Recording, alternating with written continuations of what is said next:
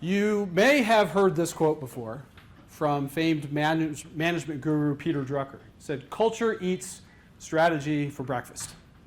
So Drucker is talking about the importance of culture to the success of an organization, even above and beyond certain things like its strategy, which many of us would also consider important. I'd be a little more surprised if you knew this little bit of trivia, that culture was the word of the year in 2014 from Merriam-Webster. So based on searches on its dictionary site, people were clearly interested in this whole culture thing. You may have heard somebody use this DevOps buzzword before. It's kind of a thing. And if you've heard this term, you may have also heard of this. This is an acronym that was coined back in the early days of the DevOps movement called CALMS. It stands for Culture, Automation, Lean, Measurement, and Sharing. It was coined by three guys, John Willis, Damon Edwards, and Jez Humble, three of the DevOps Illuminati, to describe what the key aspects of DevOps were. And as you can see from the acronym, culture is right there. It's the first thing. And then sharing, which is related to culture, is also embedded in that acronym. So we're going to do an exercise real quick. We're going to take 15 seconds, just on your own, think about how to describe your own organization's culture. And at the end of those 15 seconds, I'm just going to call randomly on some people, and you can give me your answers. So just think.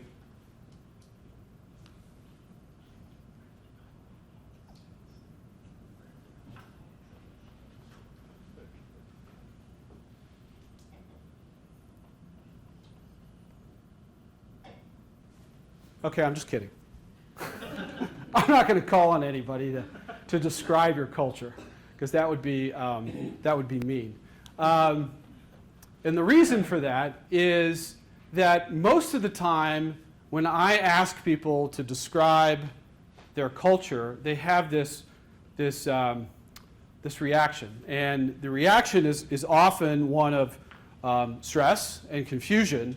And sometimes it looks like this, where you get this deer in the headlights look.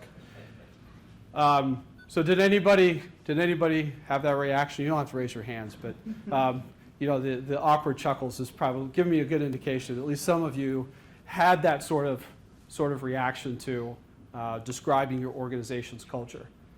And when I do that, after the initial shock of that question wears off, then the words start to flow. Words like, you can see this up in the word cloud here, friendly and professional and energetic and hardworking and fun and dynamic.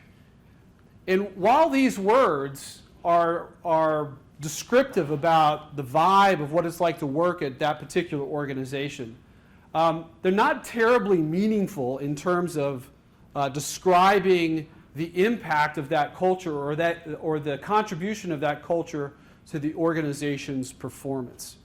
How exactly does being fun and dynamic affect the organization's performance? And it's often really hard to draw those connections.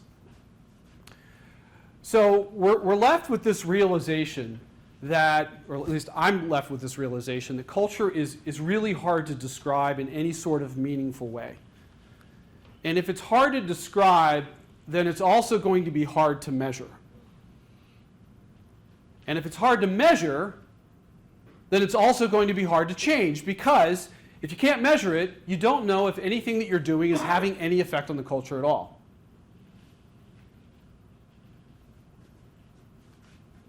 So what? So what's the big deal? So what if culture is hard to describe, hard to measure, and hard to change? What effect does that have? Why is that important? Well,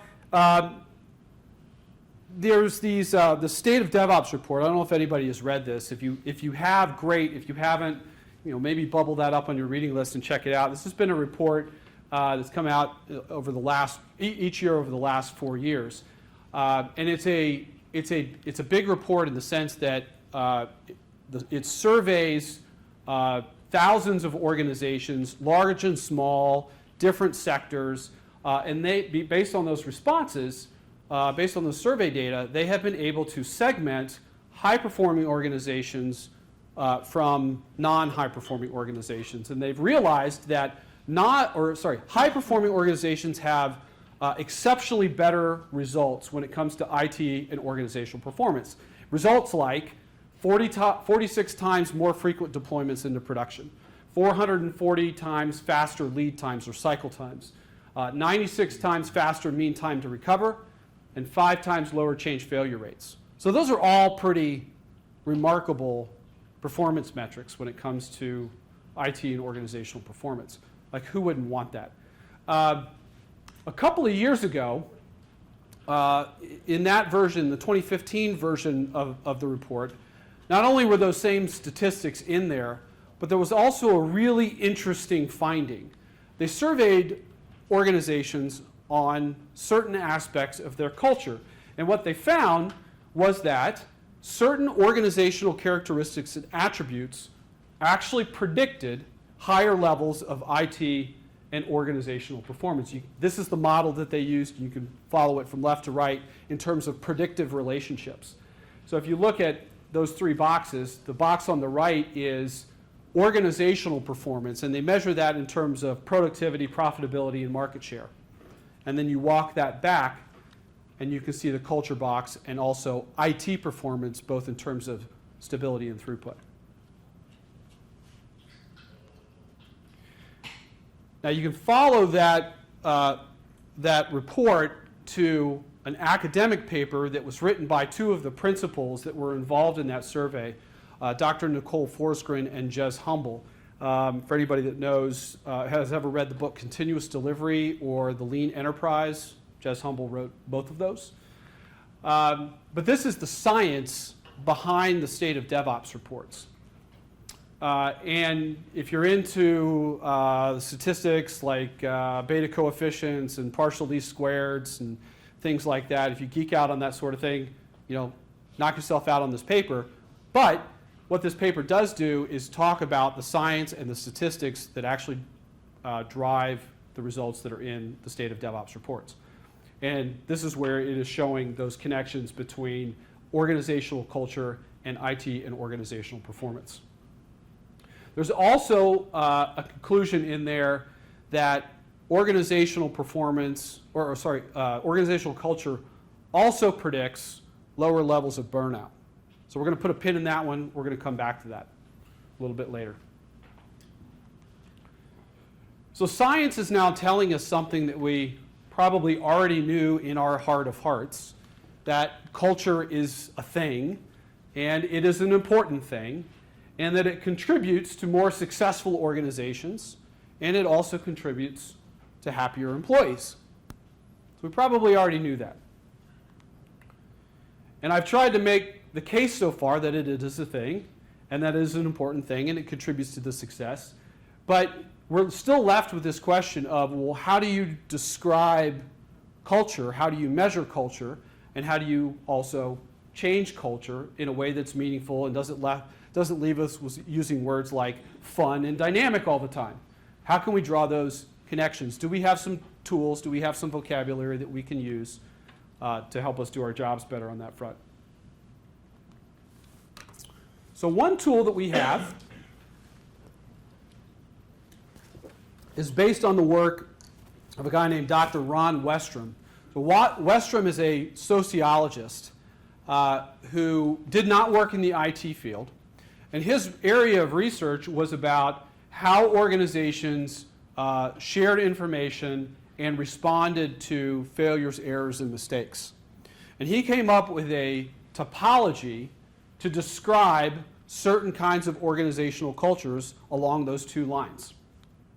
Now, his typology landed on 3 types of culture, and they're up here in the chart. The first one is pathological.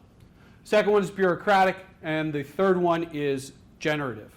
So to give you a quick description of what each of those 3 types of cultures are, the pathological culture is typified by low cooperation, low information sharing, novelty being crushed, and messengers being shot.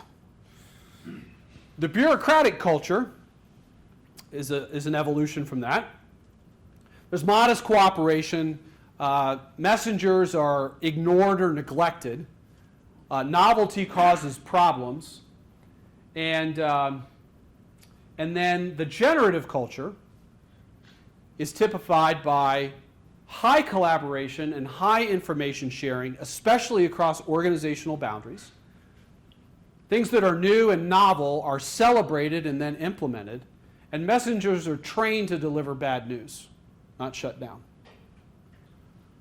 So reading that chart, you may already have a sense of where your organization falls in that spectrum between pathological and generative.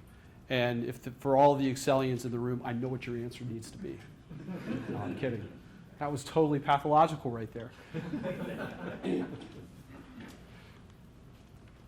So this generative response to failure, errors, and mistakes was captured in a blog post by a guy named John Allspaw. John Allspaw is another one of the founders of the DevOps movement. In fact, it was his presentation with Paul Hammond back in 2009 at the Velocity Conference on 10 deploys a day, which at that point was just totally unheard of and made people's heads explode, was writing about blameless postmortems in a just culture, how organizations conduct blameless postmortems and respond or learn from failures, errors, and mistakes.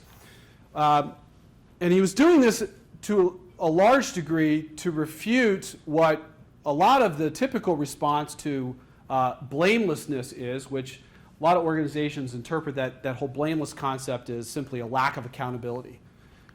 And John Allspaw refutes that. He says it's not about a lack of accountability. In fact, it actually promotes accountability, because what you're really trying to do is create a safe space for people to talk about failures, errors, and mistakes so that the organization can learn from them. So it promotes accountability. Now, Allspaw references some work by a guy named Sidney Dekker. Sidney Dekker worked in the airline industry. He was an investigator looking into accidents and incidents to determine what happened and why. And Dekker was the person who coined this term just culture, as in a culture that is just, so justice.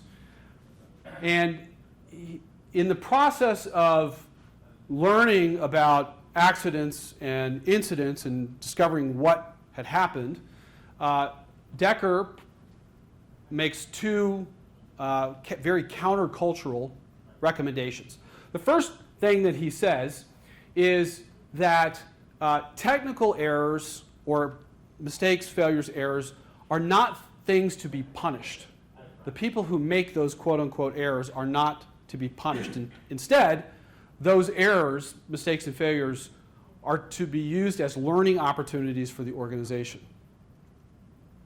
And the second thing that he says is that failures, errors, and mistakes happen. You cannot avoid them entirely. So accept the fact that we live in a world that is complex, and if you accept that fact, then you also accept the fact that stuff happens. Just live with it. And hopefully learn from it what you can.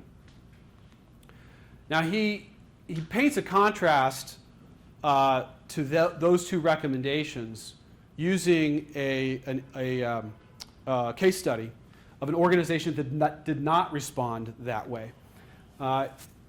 One year,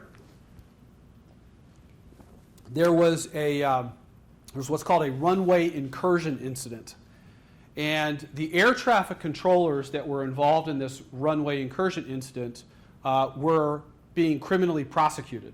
So they brought criminal charges against these air traffic controllers. They observed that in the year following the start of that criminal prosecution, reported incidents dropped by 50%. Now, the reality is that the incidents were still happening. They just weren't being reported. That was the only thing that changed. And so what ended up happening was that the organization lost the opportunity to learn from those incidents and get better. And as a result of those lost opportunities, airline travel actually got more dangerous. bump, bump, bump. It didn't happen in the United States, by the way. So for those of you traveling at least inside the United States, that didn't happen here. So what we need to do is realize that we're trying to create an environment that balances both accountability and learning. And those two things can actually go together. It is not a zero-sum game. It is not a trade-off. You can actually get both things together.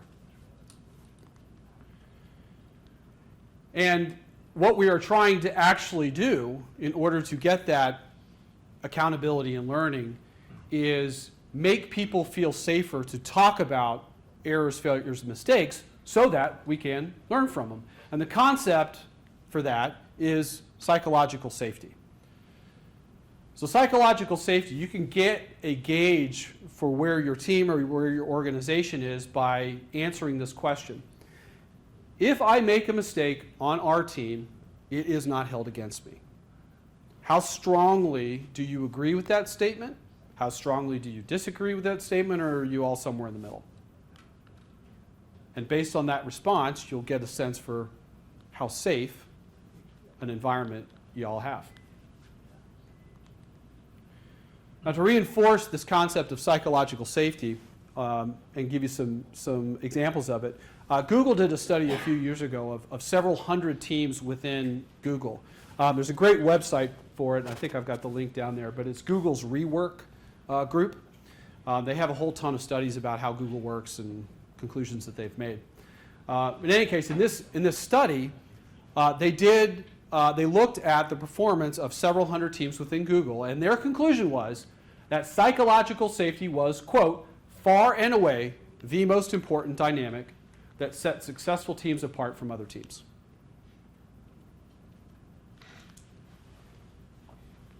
And the way that they defined psychological safety in this case is that team members felt safe to take risks, knowing that they might make a mistake along the way, and that they also felt safe being vulnerable in front of each other, including admitting to those mistakes and taking accountability for them.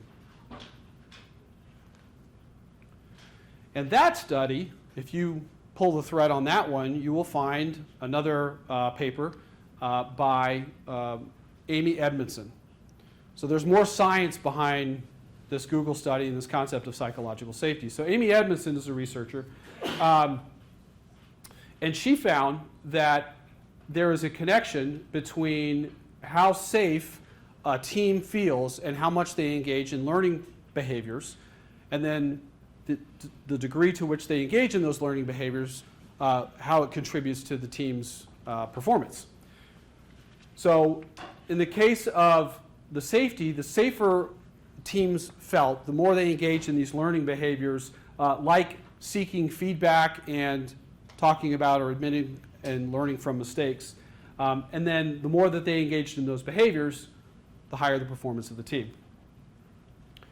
So we see that there's this connection between safety and learning and performance. The safer you feel, the more you learn, and the more you learn, the better you perform. Easy peasy. So we've covered this culture thing. We know it's a thing. We know it's an important thing.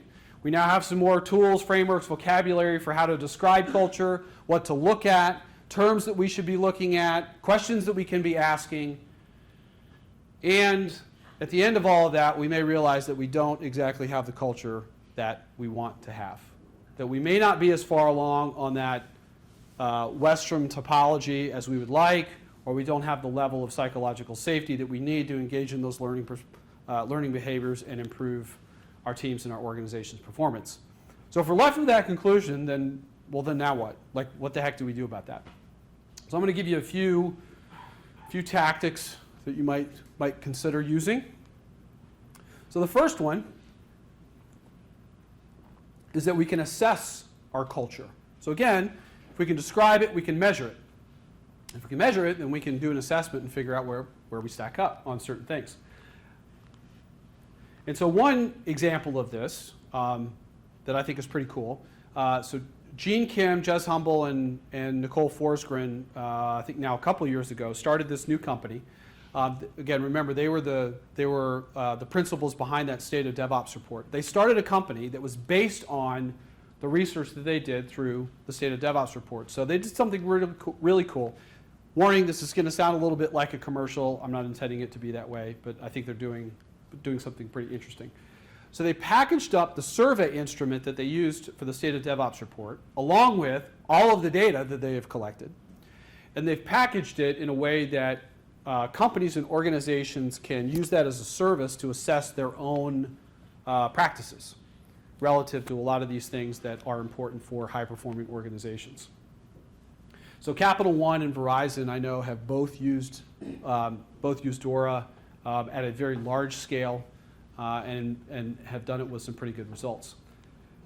In addition to a lot of aspects that are related to DevOps in particular, and a lot of things that we're probably dealing with day to day more generally, like lean, like automation, like measurement, DORA will also give you some insight into some of these cultural aspects and characteristics of your organization, like Westrom, like climate for learning, collaboration, even job satisfaction within the organization.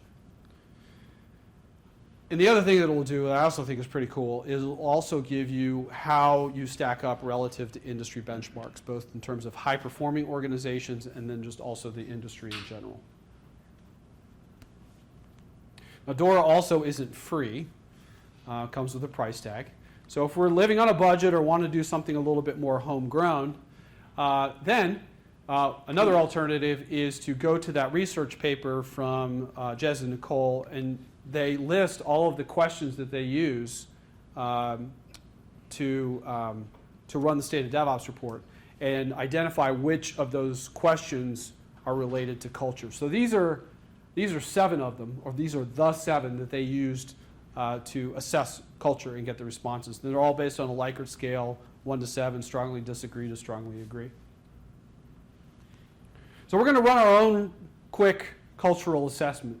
What does the DC SUG culture look like? So there are note cards and pens on each table.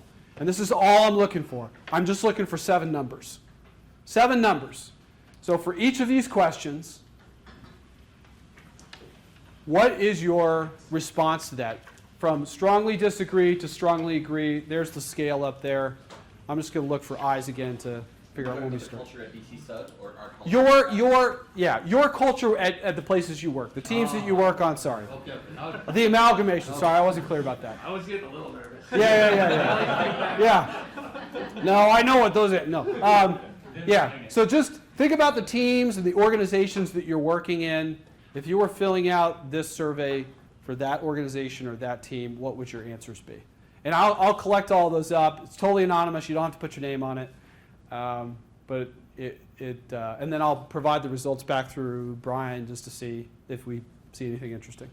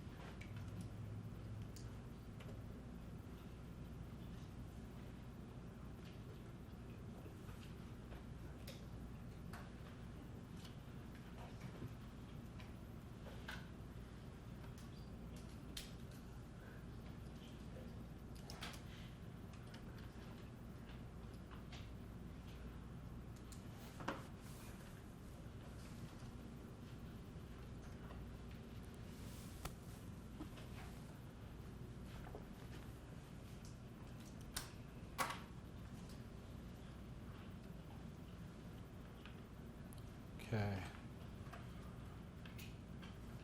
Still see a couple of pens going. Good. All right. Cool. So just throw all those cards into the center. Don't mix them up with the cards that weren't written on, and then I'll come back at the end and pick them up.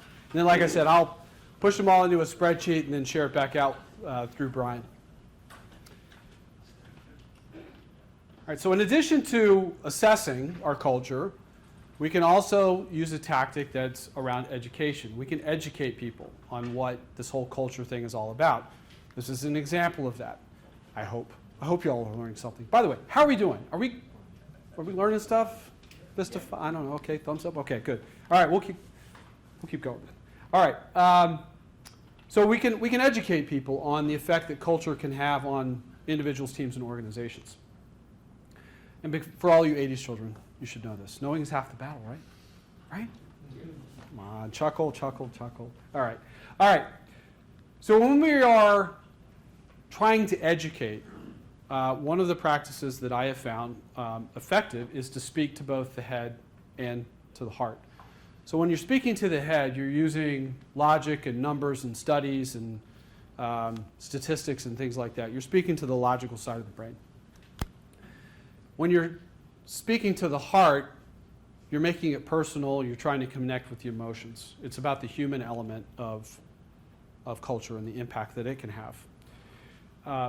So here's what I mean by that. So if I'm speaking to the head, I am connecting things like all of those research papers from Jez Humble and Nicole Florsgren and the State of DevOps reports and Amy Edmondson's research and Google studies and all of those statistics and numbers and logic and science, and I'm connecting that to the impact that it can have or the effect that it can have on IT and organizational performance, throughput, stability, profitability, productivity, and market share. And that's great. And hopefully that will land somewhere. At least let me engage in a conversation. Now, earlier in the talk, I also mentioned that we would be coming back to that burnout topic, that we had put a pin in that. So now I'm taking the pin out of that. So now this is about the human element and the heart part of it. And I'm going to do my best to strip off the presentation part of this thing too, because this is kind of a real thing. This is a real thing. So burnout is a real thing. I mean, it happens, particularly in IT organizations and certainly within certain groups within IT. Is there anybody here that's involved in security, IT security? Anybody? Yeah. IT security folks tend to have the highest levels of burnout of the various IT disciplines. But again, IT in general, I mean, we're talking about folks like accountants and also have high levels of burnout. IT is at the same levels. And so it's a real thing. And you may know of colleagues or people around you that have either gone through or experienced burnout or maybe experiencing burnout right now. You may be in that state. And that, I don't know the word to say, but that just, it sucks. It sucks, and it doesn't have to happen. An organization that cares about its employees should also care about changing its culture so it doesn't burn its folks out. Now there's a post. I mentioned John Willis. He was one of the guys that coined that CALMS acronym to describe the state of or the key aspects of DevOps. He wrote a post a couple of years ago. The link is in the slides there. You can Google it, or when you get the slides, you can click on the link. It's entitled Karadzatsu, and it talks about burnout-related suicide and John's personal experiences with that. And it's a pretty powerful post. So going back to the results that the State of DevOps reports in 2015 showed, and that academic paper from Nicole and Jez talking about the effect of culture on burnout, that stuff matters. So now we'll go back to the presentation mode. All right, another tactic that we can use is changing how we think. Really, what I'm talking about here is changing our mindset. And when I'm talking about changing our mindset, what I'm really talking about is changing our assumptions, our values, our principles, kind of rewiring our brain so that we interpret or react to different situations differently. So let me give you an example of what that looks like, or what that might look like, connected back to that concept of psychological safety. So if you were to change two assumptions, how would you respond differently to failures, errors, and mistakes? And here are the two assumptions that need to be rewired or reprogrammed. So the first one is, people do not come to work to do a bad job. And the second one is, everyone is doing the best they can given the information they have at the time.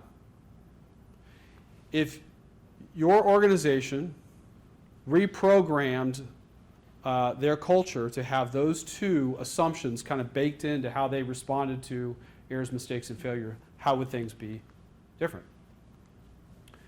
Well, one is that it might start, the conversations and the line of questioning might start shifting from who did something to why did something happen. Who is really about assigning blame and pointing fingers and, quote unquote, holding somebody accountable. Why is really a quest to understand what happened, what led to what happened, and how you might actually change that in the future so you avoid it happening again. So you may remember this from last year. Was anybody affected by the S3 outage? Yeah, last year. I think it was last March. Yeah. Okay. Well, so to catch you up, last March, AWS experienced a massive outage of its S3 service, and thousands of customers use S3. So that was a pretty big impact. Now, AWS published an after-action report, a blameless postmortem, some insight into what went down, and I'll give you the cliff notes for that. An engineer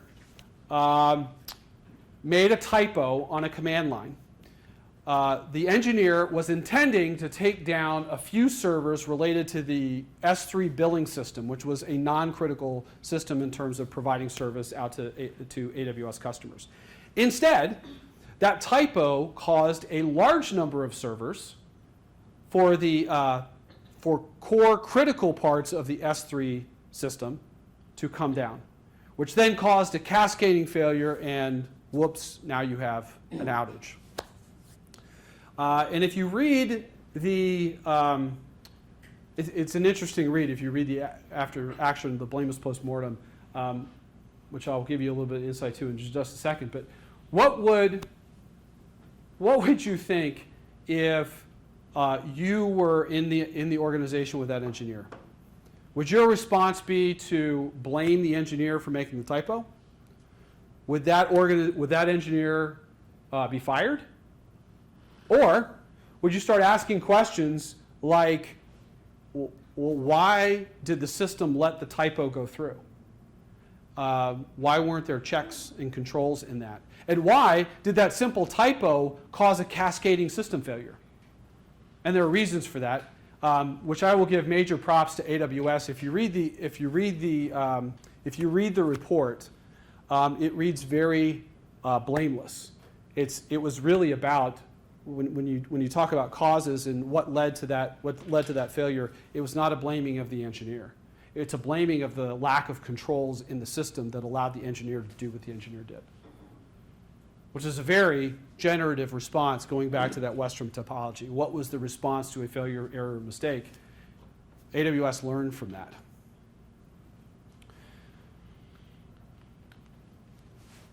On the other hand, there are other organizations that did not have the same sort of response that AWS did, namely the US Navy. So last year there were there were 2 ship-to-ship collisions involving 2 different U.S. Navy ships. One was the USS Fitzgerald, and the other was the USS John McCain. Both of them collided with big cargo container ships. And the U.S. Navy did a report. They did an investigation of both of these incidents, and they came to what appears to be very different conclusions about how those incidents happened. They blamed it on human error. And here is the quote from the release from Admiral John Richardson, who's the Chief of Naval Operations. So Admiral Richardson is basically the top naval officer in the Navy. Chief of Naval Operations, that's that post. So you can see that bolded statement. The bolded statement is mine. Multiple failures by watchstanders. So here's the disconcerting thing. This is kind of a bit of a rabbit hole. Admiral Richardson was the chief of the U.S. Navy's nuclear propulsion program, which has a remarkable record when it comes to performance. At one point, they had 5,700 person-year reactor hours without an incident. And they had very much this learning culture. So he was the head of that organization for about 2 years. So I'm left kind of scratching my head. There might be more to that quote. So if anybody knows more about that, I'd love to hear it, because it just doesn't stack up right. But here's the report, and again, there's more human error. Bold statements are mine. Poor judgment and decision making of the commanding officer. No single person bears full responsibility for this incident, meaning many people bear some responsibility for this incident, and the crew was unprepared. And then if you go into the report itself and you look at both of these incidents, the conclusions that they came to was basically insert position here, failed to insert action here. And there's probably 5 or 6 of those different statements. So it's all about human error. In many circles, namely the blameless culture, the safety culture, those sorts of statements are considered cop-outs. They're too easy. There's usually a second story. I would disagree with you. If you have served in the armed forces, you'll know the reason for that. Okay. And the commanding officers are actually getting charged criminally Yeah. for both the. I would. That is not unusual. Okay, so not unusual. Not unusual. So I would love to talk to you about that afterwards. Yeah, I'm not saying it's unusual. I'm saying it may not be best, but we'll talk. Yeah, I would love to hear that other perspective on that. So another tactic is to act. We can actually change our behavior or change our actions, and act our way into a different culture. And going back to the Amy Edmondson research, we can model the kind of behaviors that we want to see within our organization. And she provides 3 ways to do that. Again, all connected to how to improve or increase that psychological safety within our teams and our organizations. First one, she says, framework in terms of what you can learn from the work, not just in terms of the failure or success criteria for the effort. And what she's really talking about what she's really talking about there is experiments. Framing work in terms of experiments. That's really what experiments are all about, is learning. And we can, if we want to learn about experiments, we could ask one of the country's foremost inventors about experiments. This is Thomas Edison. This is an apocryphal story about Thomas Edison in his pursuit of inventing the light bulb. He was asked by a reporter, whoever was interviewing him at the time, that didn't he ever get discouraged by the number of failed experiments that he had, how many different failed experiments he had in the course of inventing the light bulb, and the number was 700. And Edison's response was, I have not failed 700 times. I have not failed once. I have succeeded in proving that those 700 ways will not work, and when I have eliminated all of the ways that will not work, I will have found the one that did. So that's kind of the attitude that we want to have about learning within our organizations. And I'm going to thank Andrew for this one. He took a look at the slides and the talk before I did this. So if you don't like anything, blame him. No, that's bad. That's exactly what I didn't want to do. There's pathological again.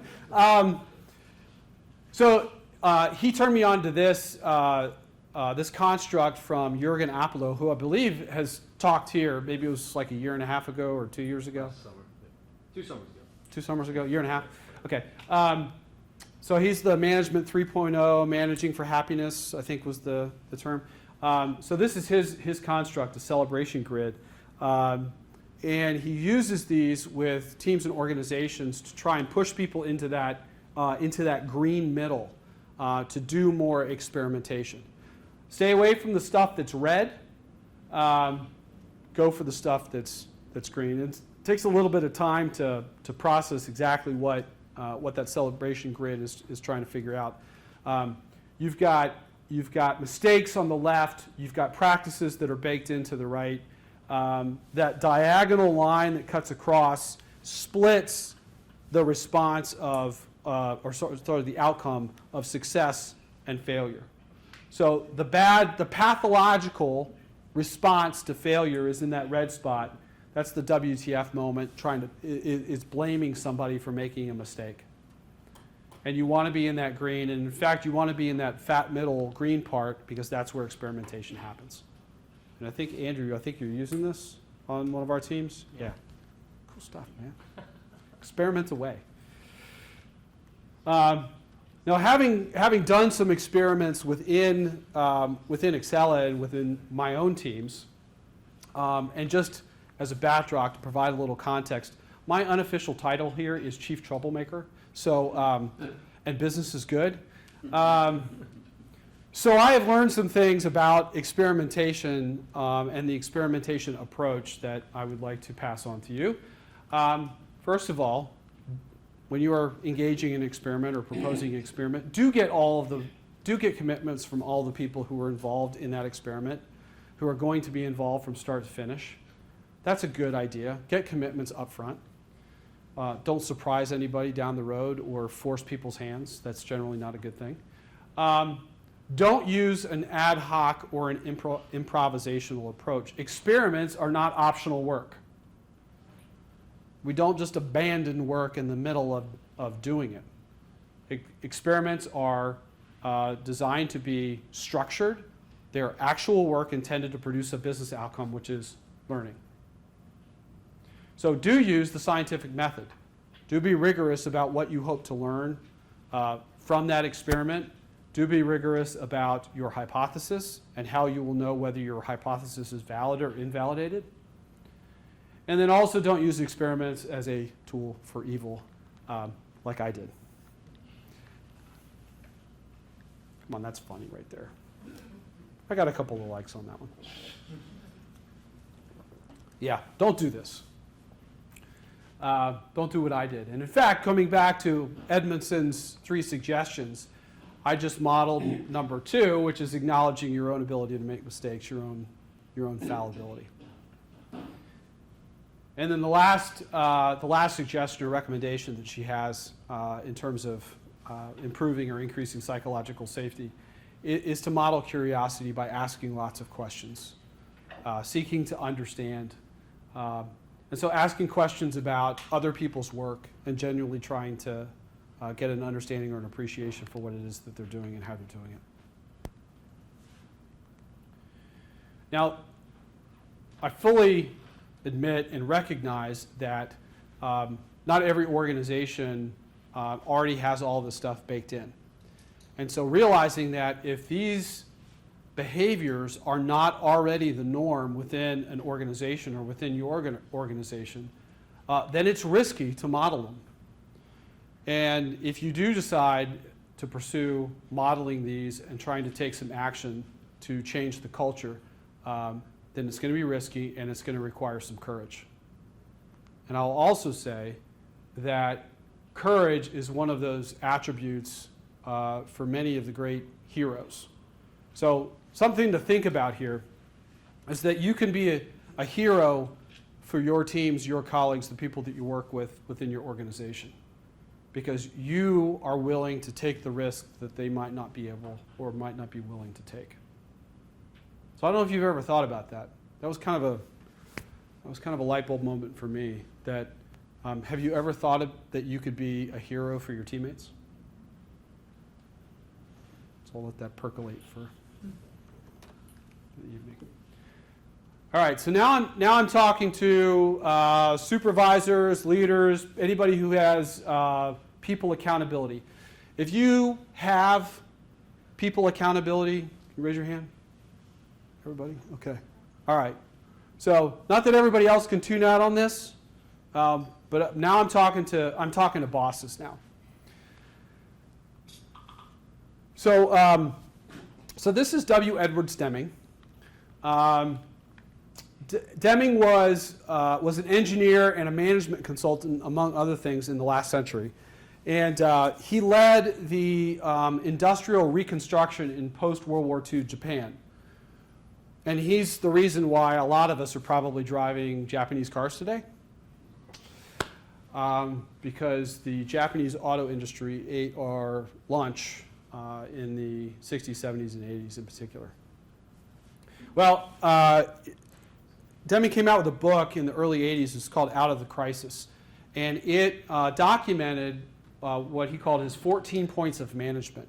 And these were the principles that he used to guide that reconstruction effort. The lean manufacturing movement, that's where that started.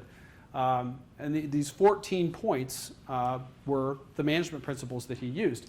And if you look at the Agile Manifesto and you look at a lot of the practices that we follow and the principles that we believe in today, a lot of them actually have their roots in Deming. It's pretty neat. It was an eye-opening experience for me when I read the book, to think that he was doing that stuff probably 60 years ago. Well, this is a quote from his book, and it's talking about the perspective of employees and results and the performance of the organization and the results that you get. And he's talking about what a typical management response to failure is, and that's to blame the employees. If only employees would do the things that we told them to do in the way that we told them to do them, we wouldn't have any of these problems. And he says, pleasant dreams. Pleasant dreams. I love this quote. Pleasant dreams. The workers are handicapped by the system, and the system belongs to the management. So to bosses, supervisors, people who are accountable for other people, if you're not getting the results from your team, look in the mirror, because you own the system in which they're operating. So by the way, I'm looking at myself when I say that too, because I'm a boss. But there is hope. There is hope for all of us bosses out there. You're also a role model for your teams. And what you do and how you behave and what you say, even how you think, can rub off on the team. So I've explained this, I've tried to explain this quote to people inside of Excel, and I have to do it all the time. But there's a quote that I use. It's called speed of the leader, speed of the team. The leader sets the pace. The leader sets the environment. The leader, in many cases, influences or even influences the results from the team. The role of the leader is really important. Another important aspect about supervisors or leaders is that you also control a really, really important part of the system, part of the environment, and that is the consequences and rewards for certain behaviors. So if you want to change the behavior of the team, then you can change the consequence, reward, and incentive structure for that team, to the degree that you can anyway. And by doing that, you will often influence, at least extrinsically to start, a different set of behaviors that will take the team in a different direction, and again start to influence or change the culture in the direction that you believe is best. So I'll give you an example of what the effect of change in leadership or change in supervision approach can have. So I've got it up here, this picture of Numi. This is famous. What's that? This is famous. Yeah, it is, yeah. Nova, so- right? Nu- Nova. Numi. Nova, they manufactured Nova, right? That was the first car that they First car. manufactured off the line, a yellow one, Almost, a yellow one in fact. yeah. All right, so you're way ahead of me now. You got it. No, it's good. It's great. I'm glad somebody. Yeah, man, right there. Okay. Here's a little. I think kind of a really not kind of. It's a really interesting story. Toyota and GM entered into a joint venture in 1984 around this Numi concept, and it was in GM's old Fremont, California facility. And so to give you a little bit of the backdrop or the context of what was happening here, Toyota was getting crushed because of tariffs on imports into the United States. So they wanted a US-based manufacturing facility to serve as a home base for them. GM wanted to learn about lean manufacturing techniques from Toyota because Toyota was eating their lunch. They were getting crushed. And so they looked at this as a win-win, so they entered into this joint venture. Now, even more context to this story, I mentioned that they went into this joint venture at GM's old Fremont facility. Well, the thing is that GM had closed that plant 2 years prior. They closed it in 1982. They shut it down because of quality issues, inefficiencies, and in no small part because of the workforce. Quote, unquote, the GM Fremont employees were considered the worst workforce in the United States automobile industry by the United Auto Workers. Just to give you an idea of this, there's two anecdotes that when I was reading about this, and I find this totally fascinating. The GM Fremont employees would sabotage cars. For example, by putting Coke bottles into the doors, so that when you open and close the doors or you drove the car, the Coke bottle would rattle around and annoy the driver. So that was one. Even worse, sometimes their absentee rates were so high that they would not have enough employees show up in the morning to start the line to actually make cars. So what the managers would do is they would walk across the street to the bar, grab the employees out of the bar, pull them back into the facility, and then they would have enough employees to start the line. So you can kind of get a sense for why they shut this plant down. And so GM and Toyota enter into a joint venture around this plant. Oh, it gets better. So I mentioned the plant was the same. Here were some other things the same. The new venture, Numi, rehired 85% of the same workforce. You're going, what? It's crazy. Here's a metric. In 1978, it took an average of 43.1 labor hours to produce a car. So you don't have a reference point for that. Neither do I. But 43.1. That's a number that's meaningful in the context of this next one. Just keep in mind, 1978, 4 years before the plant shut down. That was still all GM at this point, 4 years before it shut down. 2 years after the joint venture, 20.8 labor hours. They had doubled the efficiency. Same plant, same workforce. You were interested in quality metrics too. I'll share this one with you. The auto industry, on average, had 148 defects per 100 cars. So about 1.5 defects per car that came off a line. And that's industry-wide. Numi, after 2 years, was at 116 defects per 100 cars, so just over one. So they were about a third better than the industry average in terms of quality. It's a long way from putting Coke bottles in doors. Same point? Yeah. Sorry, you said 2 years, but your date puts it at 8 years. Oh, sorry. No. 4 years, 1978, 4 years before the plant shut down. That was all GM. 86 was 2 years after the start of the joint venture with GM and Toyota. Yeah. So what changed? Plant was the same. Workforce was the same, largely the same. Toyota brought a new approach. New culture. Yeah, it was a culture. Toyota and GM, I have an interesting life because I grew up as a GM kid. My dad worked at GM. Yeah. But I co-opted Toyota in college. Yeah. So there was. You got a little I perspective got there? to see both sides Mhm. of it, you know, and even just the lighting in the plants were different. Yeah. The whole atmosphere was different. You know, you'd have people from, I'd go, every year you'd have a family day where you could come in and tour the plants, Mhm. you know, and you'd have people falling asleep on the machines and stuff like that at the GM plant. At the Toyota plant, it was like all excitement and people Yeah. were all around and, Yeah. and stuff like that. So it was totally different. It's pretty crazy. There's a book reference for later, The High Velocity Edge, written by Dr. Steven Spear. He's a MIT professor. Profiles the NUMMI plant, plus a bunch of other case studies.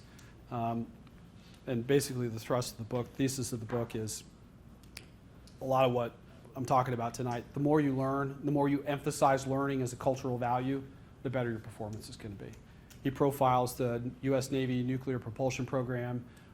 He profiles NUMMI, profiles a number of hospitals, profiles Alcoa, the aluminum manufacturer.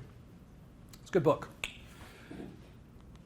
So going back to your role, our roles as leaders and people who have people accountability or people influence, we can create meaningful, substantive change and transformations within our organizations, within the places that we are, because of our change in behavior, modeling that behavior, and then also changing controls and consequences and reward and incentive structures.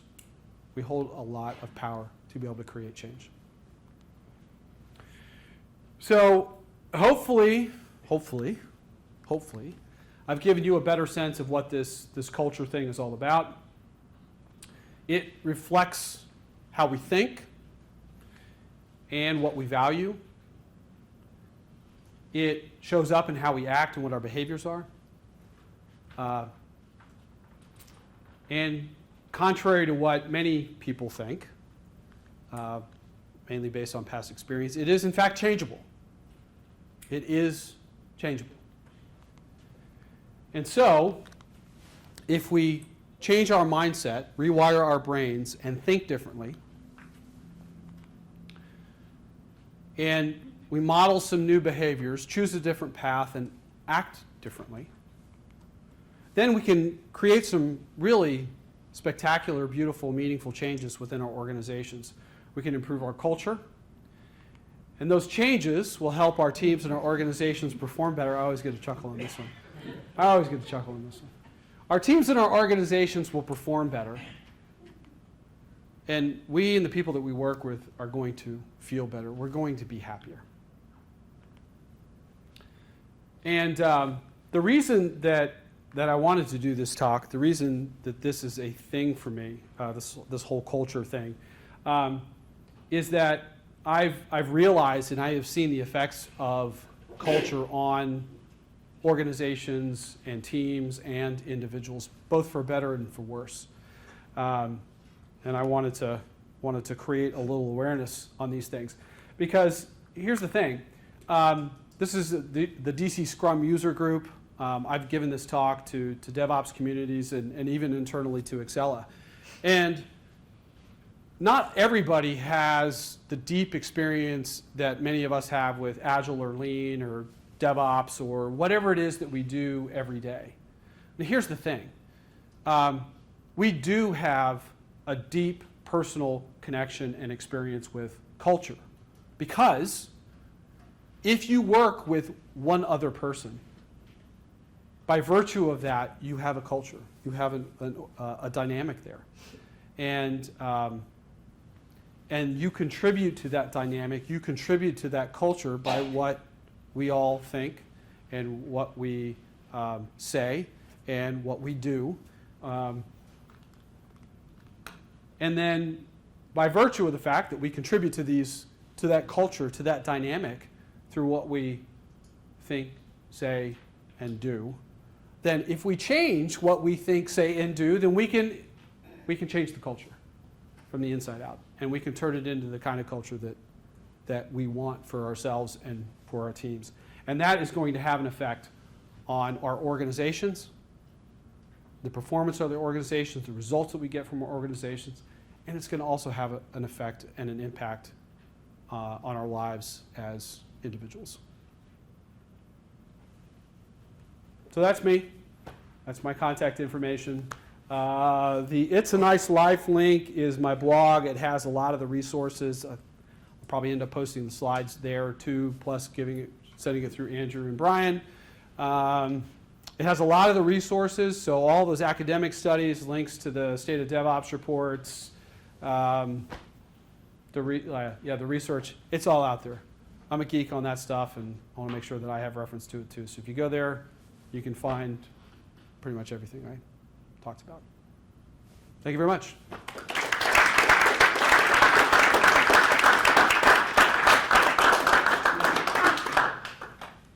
Questions, comments? Oh, yeah. Yeah. Okay, I just wanted to mention, This American Life also did a really great radio program, which Yes. is online. Yes. About the new The Numi plant, Yeah. I watched that video. It was fantastic. Oh, Yes. yeah, I mean, That was great. I'm hooked on that anyway, but Yeah. that's a great resource to Uh-huh. dig into it a little bit more. The other thing I was picking up on, I don't know if you've seen John Cotter's book called Leading Change. It's Okay. on my reading list. It's just Yeah. really thick. But you can also cheat and look it up online, because he's got like a 2-page article. Oh. Some I think I have that. It's like, it's either, what is it, the 8 or 10 steps that he's got, and yeah. that's really Don't skip any effective. steps, or you're going to have to go back and read. Yeah. That's, I would say skip the book, read the article, from my experience. yeah. Yeah. I think it was in the Harvard Have you Business read both? Review Yeah. Harvard there's like Business a 10 or Review 12-page, Yeah. reprint. Yeah. That's worth That's a worth great, yeah, that's a great resource. Absolutely. Yeah. There's Thanks. also another really great resource on engaging with people, both from their hearts and also from their head. Chris Voss, Never Split the Difference, Mm. was the FBI's lead international terrorist negotiator. And not too surprisingly, he found that whenever you started on a negotiation, you're engaging with that person on an emotional level, not on a Yeah. logical level. Yeah. So you have to start with the emotional side first.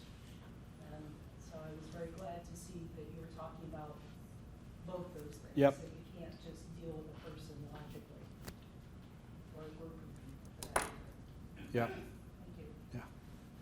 Good references. Adam, yeah. I have no references. Oh. Question. So, I don't think anyone has an argument with the idea that generative culture is to be sought and inculcated. Mm-hmm.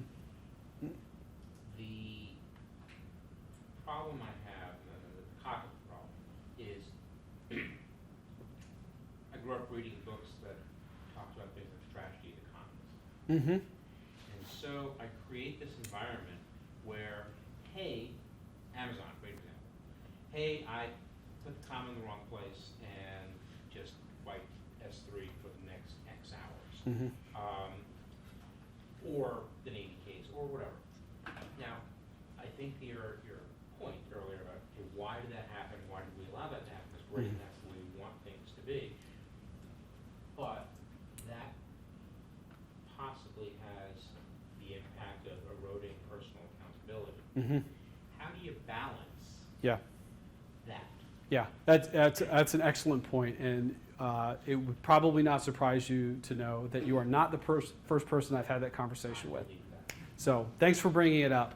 So what Adam is talking about here is going back to the blamelessness, the psychological safety, all of that. If we create an environment of high psychological safety, where it's safe to talk about errors, failures, and risks, I made the argument that increases accountability because people are fessing up, right? They're making those errors, failures, and mistakes visible.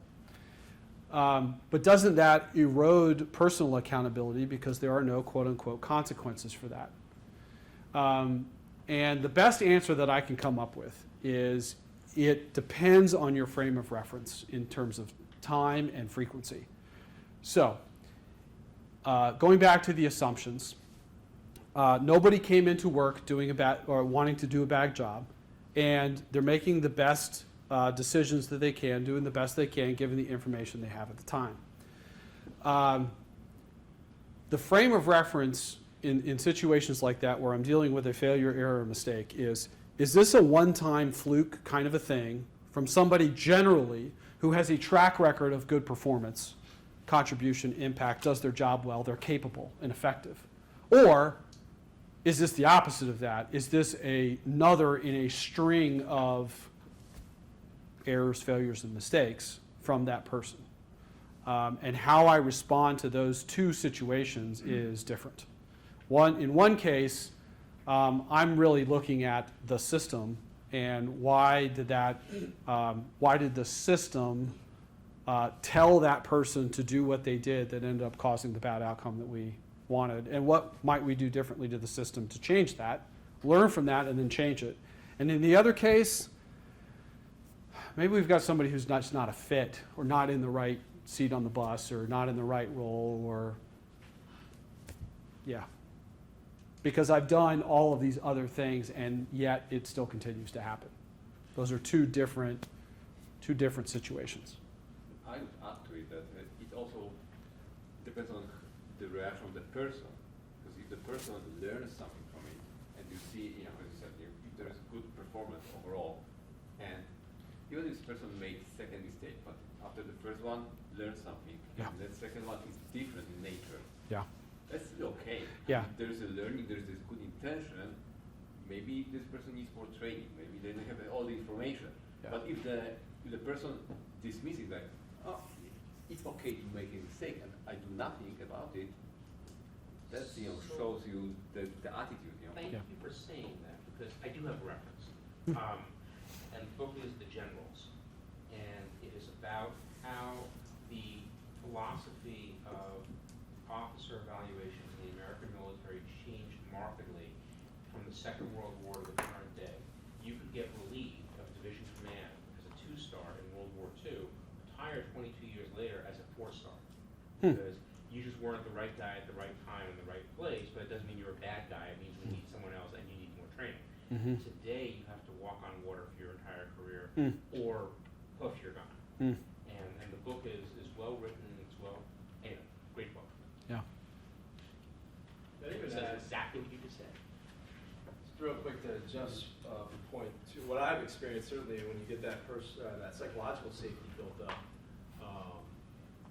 they almost feel an accountability towards the whole system, like to the, like I want to not fail these people and the team and whatnot. So that takes a while for it to kind of rise up, but that's what I've certainly experienced is when you get that strong psychological safety, it's not so much like, oh, I'm gonna go start pointing fingers at anybody, but they just hold themselves more accountable. Thanks.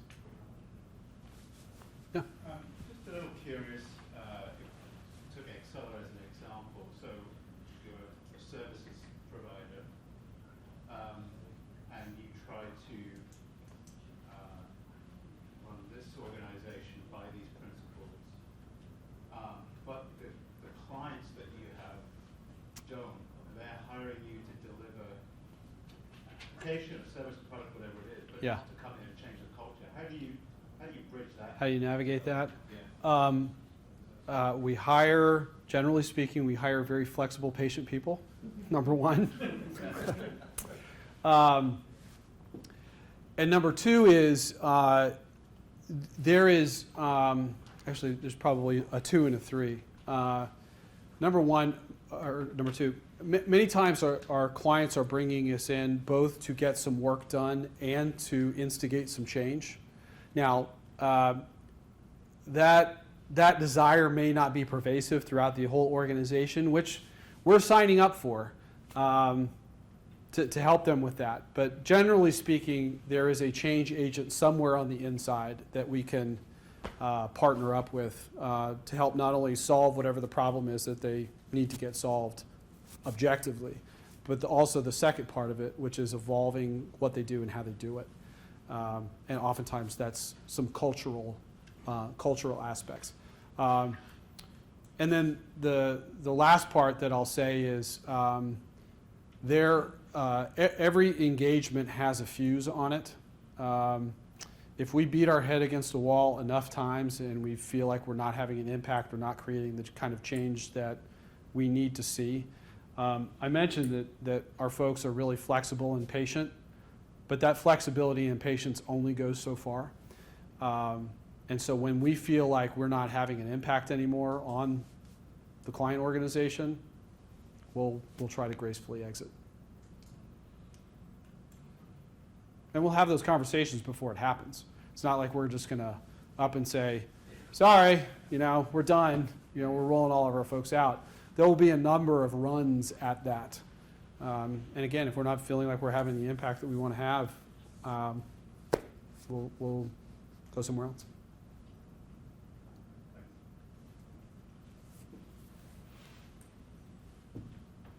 Any other questions? We'll let 10 seconds of awkwardness go. Okay. All That's right, fun.